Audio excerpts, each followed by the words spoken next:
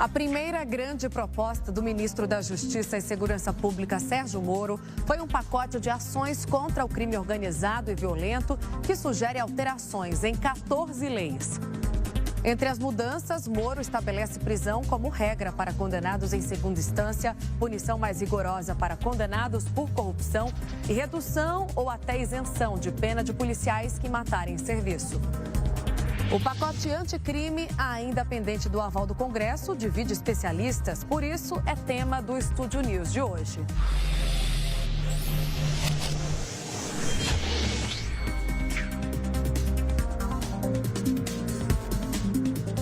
Para falar sobre isso, eu recebo o Procurador de Justiça Criminal, Márcio Sérgio Cristino, e a delegada federal Tânia Prado, presidente do Sindicato dos Delegados de Polícia Federal do Estado de São Paulo.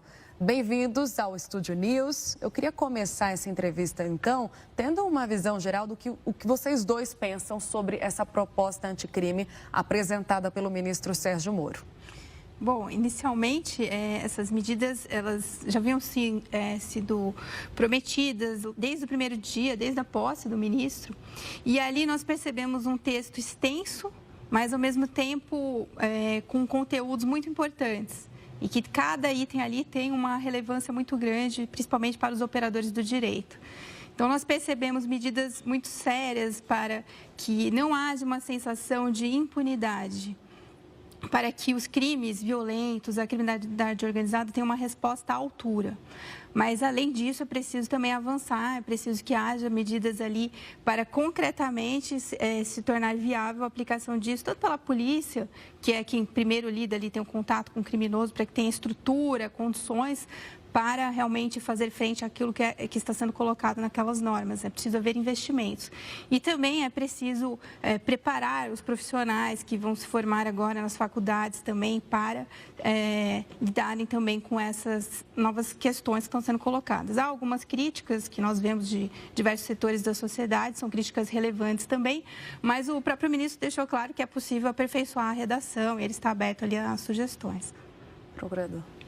Eu vejo essas medidas como um movimento no sentido do reequilíbrio da situação político-criminal que nós vivemos desde a época de 64, dos governos militares até hoje, que depois, com a redemocratização, tenderam para um movimento libertário muito acentuado, a ponto até de gerarem situações de impunidade. Esse movimento pendular agora volta para o centro, reequilibra a situação e nos traz instrumentos para que nós possamos trabalhar, podemos entregar à sociedade uma noção, uma concretude de justiça que não existia antes. Existem pontos fundamentais, estruturas que foram modificadas na sua base, como a possibilidade de fazer acordo, que veio do direito norte-americano, a possibilidade também de se determinar cumprimento de regime, que nos dá uma flexibilidade, que nos dá uma possibilidade de trabalhar muito mais eficiente.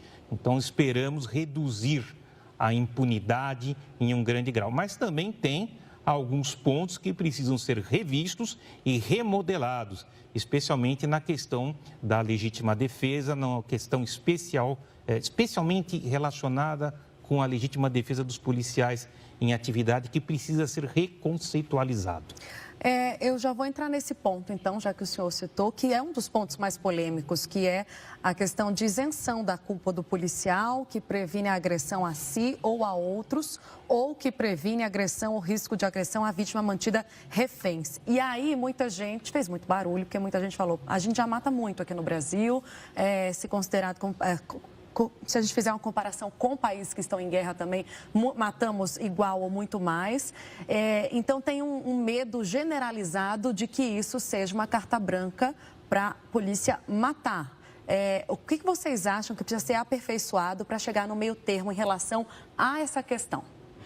De fato, o policial ele tem ali segundos, milésimos de segundos para tomar uma decisão no momento de combate, um momento de confronto policial. Então, muitas vezes ali nós vemos nos lugares mais sensíveis, nas comunidades mais carentes, que são muitas vezes ocupadas ali por criminosos, e o Estado não consegue penetrar nesse território. Então, essa lei, muito provavelmente, foi pensada para essas situações extremas em que o policial se depara com alguém que está fortemente armado, não está necessariamente nesse momento apontando a sua arma para outra pessoa, mas está cometendo já ali de cara o crime de portar uma arma que ele não poderia estar portando, sem registro, etc. E ali o policial, ele precisa dar uma resposta, ter uma atitude. E essa atitude, muitas vezes, ela é acompanhada ali daquele pensamento. Se eu fizer tal coisa, em seguida eu estou no júri, eu estou preso, acabou a minha carreira. Então, o policial precisa decidir com uma tranquilidade o que ele vai fazer naquele momento. Então, quando esse texto fala de uma violenta emoção, de uma sensação de medo do policial, ele parece que há uns conceitos também que são um pouco abstratos e que poderiam ser melhor delineados. Até porque, por mais que, claro, se esteja pensando no lado do policial, mas também não se pode dar margem ao arbítrio, ao ponto de dar uma licença para matar. Embora o ministro tenha dito muitas vezes que não é disso que se trata o texto, mas realmente se colocar algumas coisas ali delimitando essa atitude do policial perante uma situação de confronto, talvez possa ficar melhor e para a sociedade melhor. Há uma garantia também de que uma pessoa não vai ser exterminada indevidamente numa situação dessas. Procurador. O que precisaria mudar no texto são duas palavras apenas. O texto prevê a possibilidade da ação letal quando o agente prevê a iminência. O que é iminente? Iminente é aquilo que está prestes a acontecer. Como no caso que a doutora falou, olha, tem um cara com fuzil, ele pode reagir, pode... Isso pode acontecer como tende a acontecer. Pode acontecer como não pode acontecer. E o que é prevenir? Prevenir é antecipar, é evitar que aconteça, é obstar. Então, qual que é o raciocínio? Olha, eu estou vendo uma situação, eu não sei se ela pode ocorrer ou não, ela pode acontecer como pode não acontecer, e a minha decisão é matar aquela pessoa porque talvez essa pessoa possa reagir. Então, esse termo, prevenir o que está por acontecer, é um termo que ele equivale a você comparar o nada com qualquer coisa. O nada que não aconteceu com qualquer coisa que está na cabeça do policial naquele momento. Você não pode fazer esse tipo de comparação. Porque prevenir o que não aconteceu, o que pode acontecer, não é outra coisa senão um arbítrio. Então, essas duas palavras, prevenir a iminência, são palavras que não se conjugam. Por quê? É impossível você determinar aquilo que pode acontecer. Nós vimos isso apenas na ficção científica. Tem um filme chamado Minority Report, onde você tem aquelas pessoas, os precogs, que eles antecipam o que vai acontecer. Ah, o fulano vai praticar um homicídio, não vai? Aí vai lá, a polícia vai lá e prende o indivíduo antes dele praticar o crime. Lá tinha precog, aqui nem isso tem. Né? Nós vamos ter o quê? Um policial que naquele momento ele pensa, ele supõe que alguma coisa pode acontecer. Não é o caso que a doutora falou, não, o cara está com fuzil. Não, não é nem isso. Ele poderia estar com fuzil. É uma suspeita. É uma suspeita. E aí ele executa a pessoa. Então, essas duas palavras, elas não se conjugam. Agora, fala assim, mas aquele exemplo que é dado, que é o clássico, que é o criminoso que está com o fuzil. A doutora falou, isso é um crime. É porte de arma. Você poderia matá-lo supondo que ele vai reagir, porque você não sabe se ele vai reagir ou não. Mas antes dele reagir, eu mato. Você poderia fazer isso? Essa lei autorizaria a fazê-lo. Mas, vamos ser sinceros, neste caso, o problema não é esse. A rigor, essa pessoa tinha que estar presa, porque porte de arma é crime. Então, você vê uma situação onde falta a polícia e sobra a milícia, porque a polícia não consegue entrar. Então, o problema não é um problema legislativo, o problema é um problema policial. A polícia tem que ter estrutura, a polícia tem que ser forte, a polícia tem que estar preparada para esses enfrentamentos. E não dar uma solução legislativa, que é uma autorização para matar, que vai transformar isso quase que num bang-bang. Porque é um equívoco achar que as organizações criminosas também não vão reagir frente a situações como essa. Agora vamos falar um pouco sobre a questão da segunda instância, que passa por um debate imenso constitucional lá no Supremo. O projeto do Moro prevê algumas alterações no Código de Processo Penal, Lei de Execução Penal. O Supremo, ele poderia acelerar esse entendimento e resolver essa questão? De fato, o Supremo já se posicionou. Agora, eventualmente, uma decisão ou outra monocrática, sempre há, em tese, um risco de uma nova interpretação sobre esse tema. Quando você coloca isso, um texto legal, caso venha a ser aprovado esse conteúdo, a partir daquele momento que está dentro da lei, o juiz ele diminui a sua margem de interpretação. Então, se colocado realmente que o indivíduo deve ser recolhido à prisão, a partir daquele momento, o magistrado tem que cumprir o que está na lei. Então, isso fortalece realmente aquilo que foi decidido pelo Supremo Tribunal. Então, dá mais força a esse tipo de decisão. Eu concordo com a doutora, eu vou apenas acrescentar alguma coisa, que o projeto de lei é muito mais detalhado. A decisão do Supremo é apenas sobre a constitucionalidade dessa proposta. Por outro lado, o projeto prevê a questão do veredito do júri, a questão dos embargos, uma série de decisões sequentes, não cabe aqui ficar esmiuçando, mas ele prevê uma série de situações que estão além daquelas que estão hoje sob julgamento do Supremo. Que impediriam esse questionamento novamente, procurador? Não, ela é mais ampla. Evidentemente que o Supremo vai ser provocado sobre isso. Eu não tenho dúvidas de que, em algum momento, o Supremo vai ser obrigado a se pronunciar com relação à constitucionalidade dessa legislação. E aí nós vamos ter que ter um entendimento definitivo. Agora, penso que, como a doutora também falou, a lei nos dá o norte e atende ao anseio da sociedade. Então, ela conta com o nosso apoio. Regime fechado para corrupção. O Moro propõe que os condenados pelo crime de peculato, corrupção passiva e ativa comecem a cumprir pena em regime fechado. E aqui o questionamento é sobre as circunstâncias e particularidades de cada caso, de cada pessoa, envolvida nesses crimes. Qual é a opinião de vocês em relação a isso? O texto em relação a esse tema está bem amarrado ou ainda ou vocês concordam que é preciso dar ainda algumas oportunidades a depender do que tipo de crime, que circunstâncias a pessoa cometeu esse crime? A impressão que nós temos é que cada vez mais os crimes relacionados à corrupção são vistos com muito mais ojeriza, tanto pela sociedade como pelos formadores de opinião, pelos operadores do direito. Então, ele coloca dessa forma, mais dura, justamente reflexo do que a sociedade deseja e também para impedir que esse sujeito volte a delinquir, porque muitas vezes também isso acabou acontecendo já de outras operações, não somente da Lava Jato, o sujeito passa um tempo recolhido e depois já volta a fazer coisas até piores do que vinha fazendo, porque justamente ele começa a fazer outros contatos com criminosos e ele se aperfeiçoa no crime. Então, é uma medida dura que pode vir a ser questionada também se não estaria sendo desproporcional e tal, mas é uma medida que não é tão ruim assim, porque sempre o criminoso ele vai ter a oportunidade de delatar os esquemas daquele grupo dele. Então, com isso, nós vemos várias pessoas que estão presas, mas em regime domiciliar, em suas residências, e ali por um longo tempo. Então, sempre há uma porta, uma válvula de escape para essas pessoas. Caso elas não queiram ficar recolhidas em regime fechado, elas poderiam, por exemplo, colaborar com a justiça e entregar outras pessoas ou até mesmo o produto desse crime, da corrupção. Eu também vejo de modo muito positivo.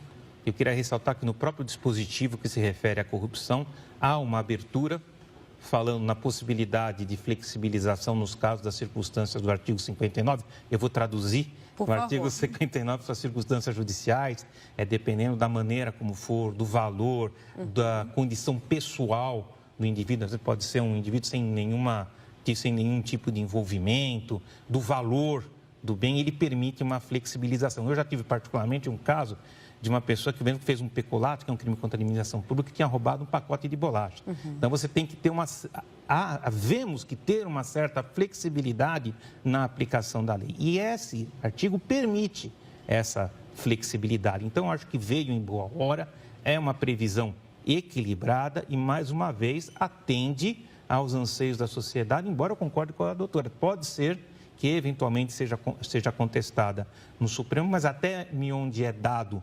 perceber, é uma previsão que eu acredito seja constitucional. Agora, falando sobre organizações criminosas, que hoje em dia não vão necessariamente para presídios de segurança máxima.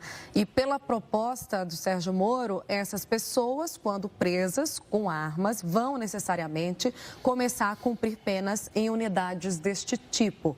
Qual seria o impacto dessa medida no combate ao crime organizado e o que mais é necessário?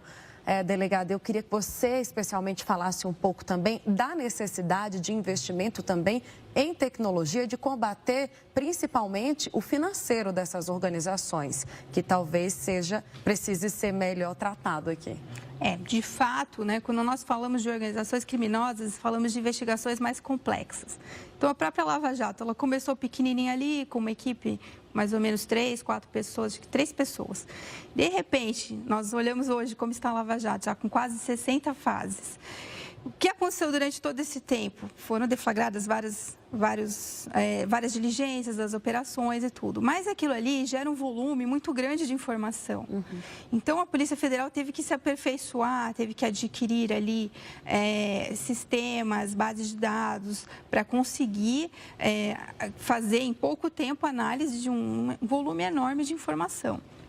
Então, se a cada fase, mais ou menos, eram feitas buscas, diligências em 10 endereços, imagine quanto material não foi apreendido ali, principalmente material de informática, além de documentos. Então, chega-se num ponto em que, realmente, há coisas que a tecnologia vai fazer diferença ali para acelerar a análise daqueles materiais. E a perícia também tem um papel muito importante ali. Mas sem o ser humano, sem o policial ali, porque tem coisas que não tem jeito, tem que ser alguém que conhece o caso também, que está especialista naquela matéria, nos crimes financeiros, no próprio combate à corrupção. Então, é preciso haver investimento nisso, tem que ter gente trabalhando naquilo. Então, eu penso que essas medidas são muito boas, mas isso tem que vir acompanhado também de investimentos na Polícia Federal, na Polícia Estadual também. Porque sem esse fator humano, sem uma estrutura boa para trabalho, realmente vai ficar muito difícil de acompanhar essa velocidade da informação. Para a gente entender melhor, quais são os maiores desafios da polícia hoje? Hoje nós ficamos aqui... Das polícias, né? A Polícia Federal você representa, mas tem... Tem também a nossa irmã, que são as polícias estaduais. Então, assim, há um problema muito grande de falta de gente. É claro que o Estado precisa enxugar um pouco ali suas despesas, há uma necessidade, mas certas coisas não podem ser deixadas de lado, porque quando você deixa o policial ali sobrecarregado, trabalhando além do seu período, fazendo diversas atividades, diversas investigações, aquilo vai chegar um momento que o policial, como ser humano, não vai suportar aquele trabalho. E ali ele vai se sobrecarregar e chega num limite. Então, eu acho que nós chegamos num limite ali na Polícia Federal. Então, precisamos de investimentos nessas, justamente em concursos, em pessoas que entrem ali. Tem muita gente jovem que quer entrar na Polícia Federal, que está se preparando. Só que, infelizmente, os concursos demoram quase 10 anos ali para que seja aberto e até que a pessoa tome posse. Então, eles demoram mais 10 anos para abrir um outro concurso. Então, tem que haver esse enfoque também em quem está trabalhando. Então, assim, é um grande desafio, realmente, porque muita gente quer trabalhar, quer fazer essas investigações, e não é só a Polícia Federal, não. A Receita Federal também tem um papel importante ali, na medida em que eles também analisam várias transações, várias movimentações, né, dos investigados. Então, tem todo um sistema ali de repressão ao crime organizado e muitas vezes com reflexos também no crime violento, que há uma relação ali do dinheiro que flui dessa lavagem de dinheiro. Então, é preciso realmente investir nisso. E com urgência, não adianta esperar, vamos esperar um pouco. Não, isso aí tem que ser feito rápido, porque não adianta também na esfera federal tudo funcionar muito bem e no estadual você ter ali um perito que não tem uma condição de fazer uma análise em poucos dias, que ele precisa de meses para fazer uma análise de informática. Então, também tem que ser visto desse lado, porque a criminalidade ela pode migrar, de repente, do âmbito federal para o estadual. E isso a gente vê até no âmbito municipal, tem muitos casos de desvio de verbas públicas. Então, tem que ser feito realmente um olhar ali com muito cuidado para quem está trabalhando diretamente, né, nessa área. Bom, com relação à questão do regime de segurança máxima, eu vou usar até uma palavra mais vulgar, demorou, né? Porque isso já devia ter sido objeto de decisão, de atenção do Legislativo antes. Eu acho que foi até muito tímido, porque nós temos a necessidade da criação de um regime que permita um efetivo isolamento, não só com relação àquele determinado crime, como a outros também. Existem algumas previsões, foram previsões muito interessantes, é um grande passo, mas eu acho que é um primeiro passo. E aí, a partir disso, nós poderíamos moldar um sistema real de isolamento. O interessante é que antes, para você conseguir esse isolamento, você tinha que desenvolver um trabalho específico, então, tem que provar que tem relação, que isso, que aquilo, e agora você tem a possibilidade de obter esse resultado muito mais rapidamente. A questão da tecnologia, se a doutora me permite, a grande dificuldade que nós temos enfrentado ultimamente é a questão da comunicação. Por quê? Não existe crime organizado sem comunicação.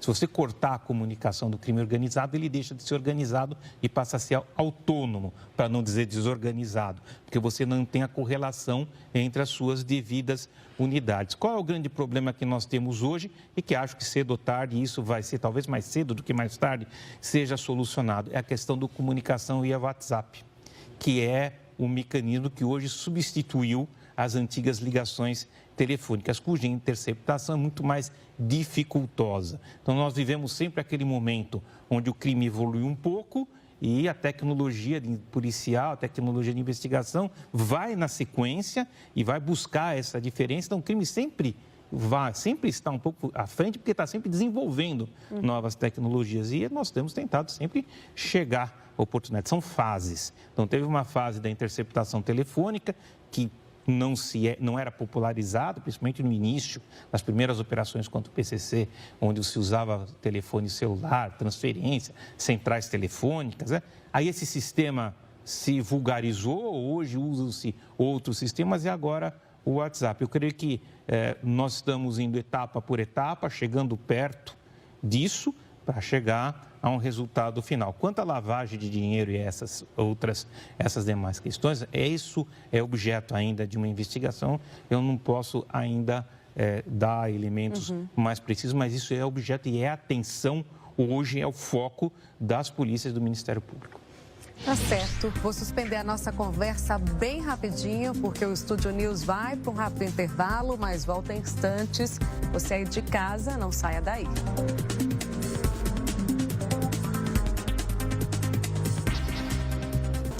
O Estúdio News está de volta. Hoje eu recebo o Procurador de Justiça Criminal, Márcio Sérgio Cristino, e a delegada federal, Tânia Prado, presidente do Sindicato dos Delegados de Polícia Federal do Estado de São Paulo. Vamos voltar com um termo em inglês. O procurador vai ajudar a gente a entender melhor o que significa e se vai funcionar aqui no Brasil, que é o plea bargain, que é bastante difundido nos Estados Unidos. Procurador, seria um acordo entre a justiça e o acusado? Exatamente. O que é o plea bargaining? O plea bargaining é a possibilidade que o Ministério Público tem de fazer um acordo com o acusado. Veja, o acusado, neste caso específico, ele vai ser processado de qualquer forma, ou seja, a apuração já terminou, a polícia já fez o trabalho dela, já se esgotaram as diligências probatórias. Então, o promotor vai fazer a acusação. Antes dele fazer a acusação, ele dá a oportunidade para o acusado. Olha, nós temos isso, nós vamos propor ação. Você gostaria de fazer um acordo? É óbvio que na lei, aqui não cabe nem há tempo para explicitar, existem várias condições, vários limites, várias ponderações que têm que ser atendidas para que esse acordo seja feito, inclusive com a presença da defesa, obrigatoriamente. Então, feito este acordo, ele é levado ao juiz que o homologará. Então, o juiz vai homologar esse acordo vai passar a produzir os efeitos. Isso corresponde nos Estados Unidos quase a 95% dos processos criminais de lá, porque geralmente é isso que acontece. Então, você tem a prova, você tem a possibilidade de uma acusação, o acusado eventual sabe aquilo que foi produzido, é dado tudo a conhecimento dele e ele tem a opção. Não há nenhuma hipótese de obrigar o acusado a fazer o acordo. É uma opção que ele tem, porque acusado ele já ia ser de qualquer forma. Então, nós temos uma série de condições, uma série de limites, não é para todo crime, o sistema norte-americano prevê isso em todos os casos, ilimitadamente.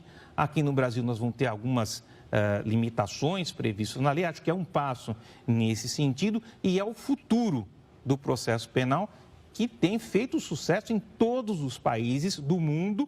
Você tem isso em maior grau, em menor grau. Você tem na Inglaterra, tem na França, tem na Espanha. Você tem quase na Alemanha. Você tem todos os países com essa tradição usam este recurso. E eu creio que é um grande passo da justiça em direção ao caminho do futuro, que é justamente essa possibilidade de compor as partes. Certo. E aí, em troca disso, há uma diminuição da pena.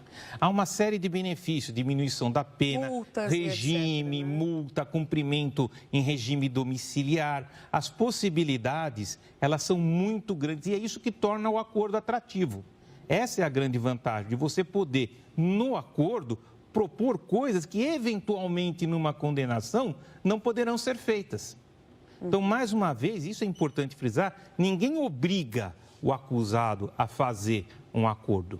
Ele vai ser acusado de qualquer maneira. O que se dá é a possibilidade dele negociar esse quanto. E óbvio que para fazer isso ele tem que reconhecer que ele praticou o crime.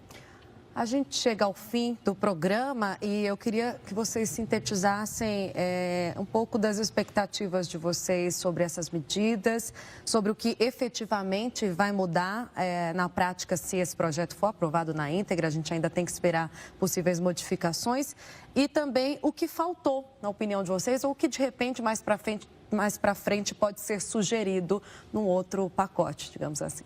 As medidas, de modo geral, são muito boas e agora o que se espera, então, é que haja um segundo passo, né, por parte ali do ministro, do próprio Poder Executivo como um todo, que é de olhar para as polícias, melhorar as condições de trabalho e aumentar o efetivo policial, simplesmente preenchendo os cargos que estão vagos, né, cerca de 25% de cargos vagos só na Polícia Federal. Então, já no Brasil inteiro. No Brasil inteiro, na região de fronteira, isso é muito relevante aqui na capital, em São Paulo. Então, há uma necessidade também de dar esse segundo passo, que realmente é uma atividade bem típica do Poder Executivo, né? Que é cumprir o que está nas leis. Então, para que a Polícia Federal possa cumprir o que está nas leis e tem um campo de autonomia ali para poder trabalhar, então é necessário realmente se olhar para isso. E também nós precisamos que essa discussão ela seja feita com profundidade, mas ela tem que ser feita com rapidez. Porque nós vimos ali as propostas de reforma do Código de Processo Penal andando muito devagar, porque há enormes divergências sobre todos os assuntos possíveis. Então, é necessário que os parlamentares se debrucem sobre esses temas, estejam ali abertos também a algumas adaptações, algumas correções ali, que é possível aperfeiçoar o texto. E também, na parte que trata de investigação, é possível se pensar em melhorar alguns instrumentos, né? Por exemplo, prorrogar o prazo da interceptação telefônica, que hoje é de 15 dias mais 15. Então, imagina isso numa velocidade de investigação, isso toma tempo, né? Fazer um relatório até o juiz, o Ministério Público se manifestar. Então, perde-se muito tempo hoje. Exatamente. Então, se colocar assim, 60 dias prorrogáveis por mais 60, ou talvez 30, 40 dias, isso daí melhoraria muito. Então, é uma medida simples, que não tem nenhum custo e que caminha, né, nessa linha de realmente reprimir à altura a criminalidade. Procurador. Eu concordo com a doutora especificamente do que se refere ao prazo de 15 dias, que eu acho que é um prazo muito exíguo, né? Deveria ser 30 dias no mínimo. Eu calculo que 60 dias seria razoável e concordo nesse ponto com a doutora. Agora, eu vejo esse projeto inicial como uma mudança estrutural que foi esperada há muito tempo. Então, ele atende às expectativas, reequilibra o eixo da justiça, recoloca o trem nos trilhos, e é isso que a gente pode dizer, com uma exceção muito grave, no meu entendimento, que foi aquela que eu apontei, que aquilo gera um desequilíbrio nesse sistema. Se nós não podemos sair de uma de uma tendência e ir para outra completamente oposta, isso também vai trazer um resultado danoso. O ideal é que você tenha o bom caminho, que é aquele caminho central por onde nós podemos ir e seguir o resultado. Então, com exceção dessa possibilidade da legítima defesa, que para mim eu vejo quase como uma licença para matar, com exceção disso, no geral, o projeto é muito bom e esperemos que ele tenha sucesso. Eu acrescentaria, e essa é uma observação que eu fiz até agora há pouco, com relação ao plea bargaining, que ele fosse ampliado para todos os crimes. Podemos pensar que, nesse momento, talvez esse projeto seja experimental, para ver se, neste contexto inicial, essa forma de atuar, ela seja benéfica, ela seja incorporada à nossa tradição jurídica. Mas o ideal é que isso atinja todos os crimes, e aí nós podemos ter uma sociedade e um direito penal moderno, eficiente e rápido, que é isso que a sociedade quer. Então, no geral, é bom, com exceção dessa observação que eu já fiz. Precisa de ajustes, como tudo, nada é uma obra acabada, eu acho que não há obra perfeita, tudo precisa de ajustes, alguma forma legislativa, alguma fórmula que foi usada, como em um determinado momento ele cita no projeto de lei de organizações criminosas, ele coloca PCC, ADA, não sei o quê, diversos exemplos. Eu não sei se essa técnica legislativa é adequada, porque isso vai levar a pensar, bom, eu tenho que definir o modo de atuação de cada uma, vai limitar o conceito, mas esses ajustes podem ser feitos até depois jurisprudencialmente, com interpretações do Supremo, enfim, é um passo dado numa direção correta. Agradeço a participação de vocês. O Estúdio News fica por aqui. Hoje eu recebi o Procurador de Justiça Criminal Márcio Sérgio Cristino e a delegada federal Tânia Prado, presidente do Sindicato dos Delegados de Polícia Federal do Estado de São Paulo. Você pode acompanhar esta entrevista também pelo Play Plus. Semana que vem tem mais. Até lá.